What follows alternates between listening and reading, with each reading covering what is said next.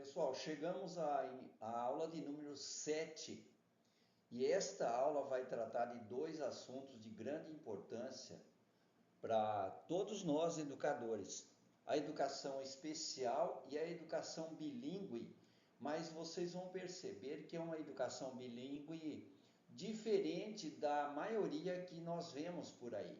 Daqui a pouco a gente já chega lá. Então, o que é a educação especial? A educação especial é uma modalidade de educação escolar, mas ela é oferecida de preferência na rede regular de ensino e para educandos com deficiência, transtornos globais de desenvolvimento, ou então altas habilidades, ou então superdotação.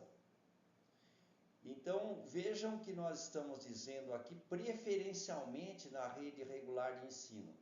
Esses detalhes é bom que vocês observem, porque em concursos públicos essas palavrinhas preferencialmente ou coisa semelhante aparecem com grande frequência, né? Haverá, quando necessário, serviços de apoio especializado na escola regular para atender às peculiaridades da clientela de educação especial. Então, por exemplo, uma criança surda, por exemplo, ela vai para uma escola regular, mas ela tem lá junto alguém que a ajuda, que daqui a pouco a gente vai ver como, para que ela possa acompanhar as aulas.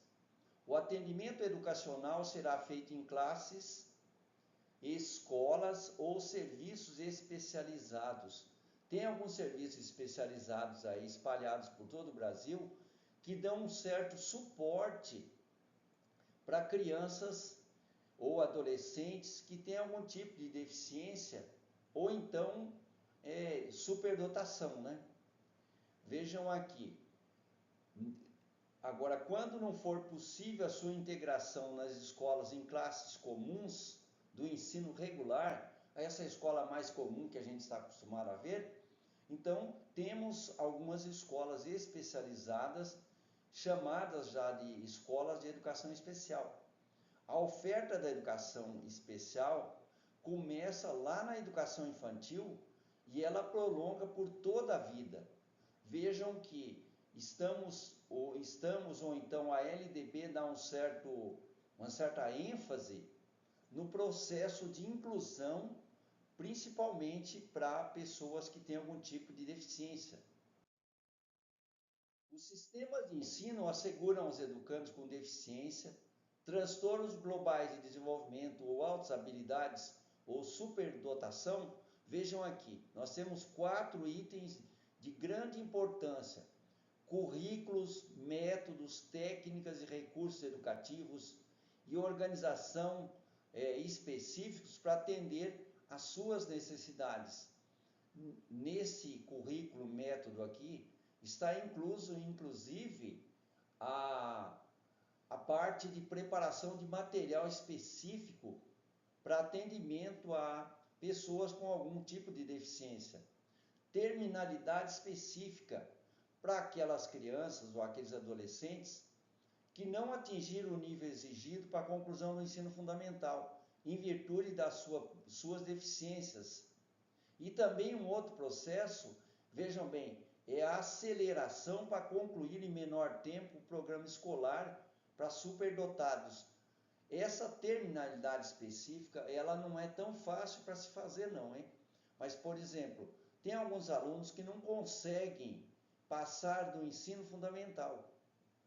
Pode ser preparado um expediente aqui para fazer uma terminalidade específica e liberar essa criança da escola. Existe essa possibilidade. Como eu disse, não é tão fácil não, mas dá para fazer. Professores com especialização adequada em nível médio ou superior para atendimento em escolas de ensino regular, mas professores preparados para fazer essa integração entre educandos nas classes comuns. Eu repito aqui: professores com especialização adequada em nível médio ou superior para dar um certo suporte para que esses alunos possam estudar em classes comuns. O 4 aqui, educação especial para o trabalho. É uma preparação que se faz visando a integração da criança na vida, na sociedade, né? Inclusive, condições adequadas para aquelas que não revelam capacidade de inserção no trabalho competitivo, mas elas têm outro tipo de habilidade que elas conseguem desenvolver. São habilidades, por exemplo, na área artística, intelectual ou psicomotora. Tem alguns alunos de educação especial que não desenvolvem essas habilidades mais comuns para todo mundo, mas eles desenvolvem essas habilidades assim. E a LDB prevê que seja dado um suporte para que eles possam, assim, se adaptar à sociedade, né? Acesso igualitário aos benefícios dos programas sociais suplementares disponíveis para o respectivo nível de ensino regular. O poder público deverá instituir um cadastro nacional de alunos com altas habilidades, superdotação, né? Então, existe um cadastro nacional onde as instituições específicas lá, elas cadastram esses alunos, mas vejam bem, a fim de fomentar políticas públicas destinadas ao desenvolvimento pleno das potencialidades desses alunos que são superdotados. No Brasil ainda não avançamos muito, mas já estamos caminhando bem nessa área. Então a gente percebe que existem alunos, por exemplo, que conseguem avançar além dos outros, né, dos outros alunos mais comuns, com mais facilidade devido a esse cadastro e o apoio governamental, né?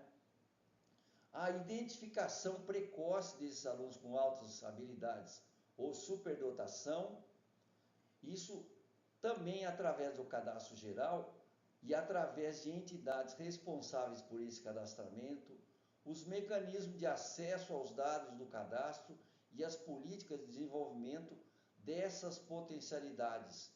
Então, nós temos diversos mecanismos para a identificação precoce desses alunos com altas habilidades e para se fazer um trabalho de desenvolvimento das potencialidades desses alunos, inclusive criando assim políticas públicas que favoreçam ao desenvolvimento desses alunos.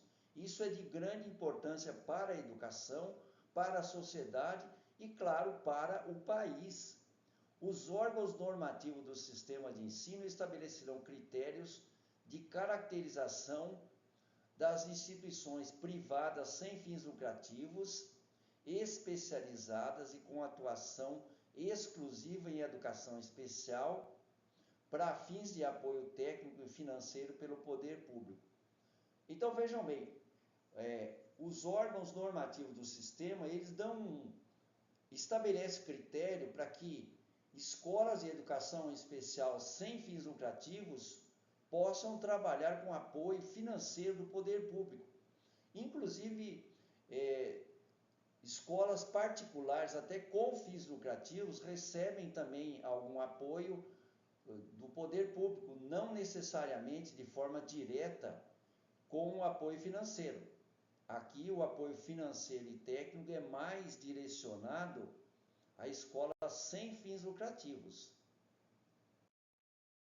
O poder público adotará como alternativa preferencial a ampliação do atendimento aos educandos com deficiência, transtornos globais de desenvolvimento e altas habilidades ou superdotação na própria rede pública regular de ensino.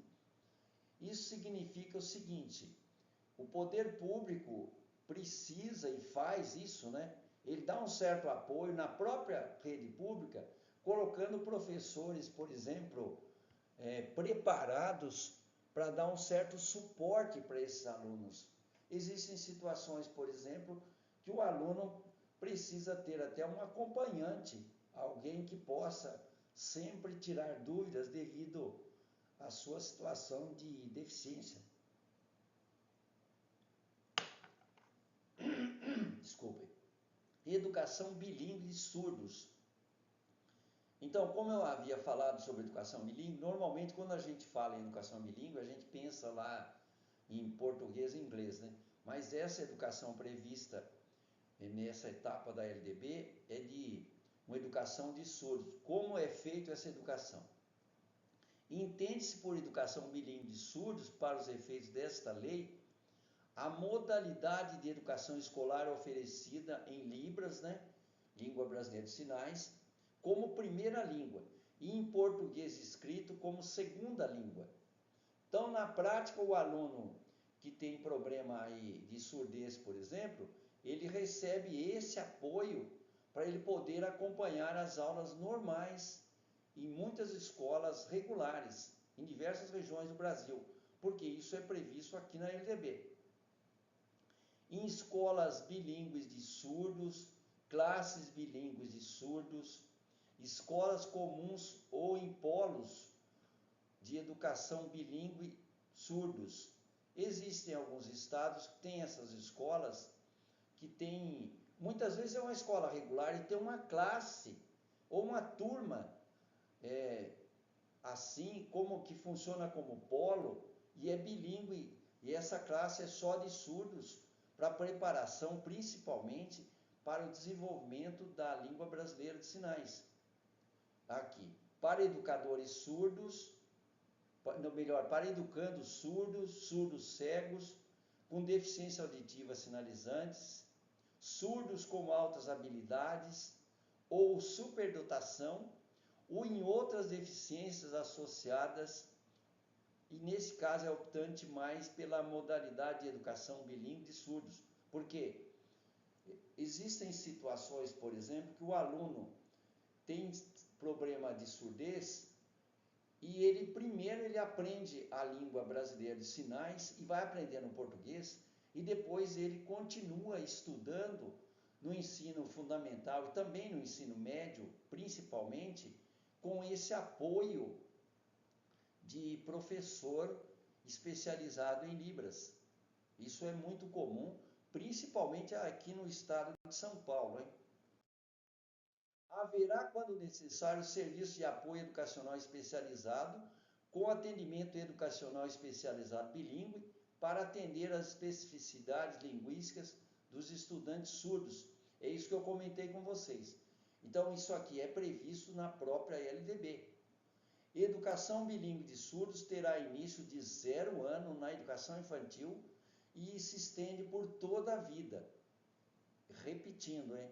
Educação bilíngue de surdos terá início de 0 ano na educação infantil e vai por toda a vida. Isso aqui é o que a gente falou, que o aluno aprende a linguagem Libras, né? E aprende a língua portuguesa. A educação bilíngue será efetivada sem prejuízo das prerrogativas de matrícula em escola e classes regulares. Como eu disse para vocês, muitas vezes o aluno está matriculado numa classe regular e ele tem um apoio de um professor de Libras. Olha, de acordo com o que decidir o estudante, no que couber seus pais ou responsáveis e das garantias previstas em lei. O sistema de ensino assegurarão aos educandos surdos, surdos cegos, com deficiência auditiva e sinalizantes, surdos com altas habilidades ou superdotação, ou com outras deficiências associadas, materiais didáticos, vejam bem, materiais didáticos, provas diferenciadas e assim por diante, para que os professores bilíngues possam trabalhar com esses alunos até em nível superior. Vejam que isso é de grande importância para todos os alunos que têm algum tipo de deficiência. Nos processos de contratação e de avaliação periódica dos professores, a que se refere o parágrafo anterior, serão ouvidas as entidades representativas das pessoas surdas. Então, quando se trata de contratação de professores, avaliação de professores e mesmo definição de políticas públicas, os governantes devem ouvir as entidades representativas das pessoas surdas. Pessoal, chegamos ao final desta aula. Eu agradeço a atenção de vocês e a gente se encontra na próxima aula. Fiquem com Deus aí e façam a revisão desse conteúdo, porque tudo isso será de grande importância para vocês. Um abraço a todos e até a próxima.